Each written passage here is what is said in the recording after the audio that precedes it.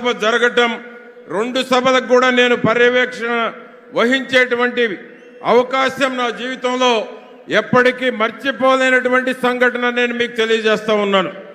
ఈ సభా వేదికను పరమ పవిత్రమైనటువంటి ఆంజనేయ స్వామి దేవాలయ సమీపంలో నిర్వహించటం ఎన్డీఏ కూటమికి తొలి శుభ సూచకం.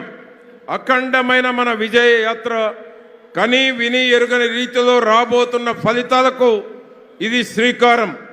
మహాకూటమి మాన్యులు మన దేశ ప్రధాని ధర్మరాజు అయితే తెలుగువారి ఆత్మవిశ్వాసాన్ని ప్రపంచ నలుమూల చాటి చెప్పినట్టు మన ప్రియతమ నేత, సమర్థుడైన సంక్షోభ నివారణను ప్రపంచంలో ఏ నాయకుడు చేయని విధంగా పరిష్కరించే గొప్ప పరిపాలనా దక్షుడు చంద్రబాబు నాయుడు గారు శ్రీకృష్ణుడైతే, తెలుగు చలనచిత్ర రంగంలో పవర్ స్టార్ కోట్లాది అభిమానుల ఆరాధ్య దైవమైన గొప్ప నటుడు జనసేన సారథి శ్రీ పవన్ కళ్యాణ్ అర్జునుడు, ఈ ముగ్గురి అపురూపమైనటువంటి కలయిక తిరుగులేని విజయానికి జయభేరి. కురుక్షేత్ర యుద్ధంలో కృష్ణార్జున రథంపై ఉన్న జెండాలో ఉన్నది సాక్షాత్తు ఆంజనేయ స్వామి. అనితర సాధ్యమైన ఈ సభ జరుగుతున్న ప్రదేశం శ్రీ ప్రసన్నాంజనేయ స్వామి ఉన్న పరమ పవిత్రమైనటువంటి నేల. అందుకే మనకే విజయం, మనదే విజయం.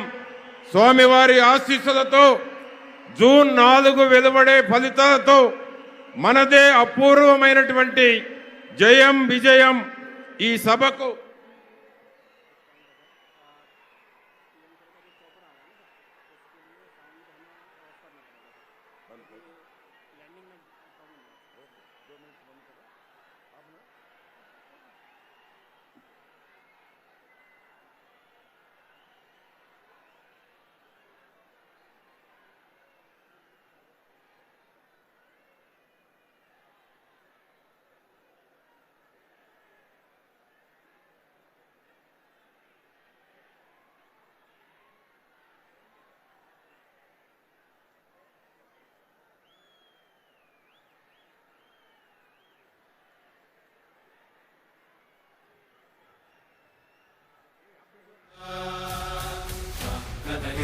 కదలిరా కదలిరా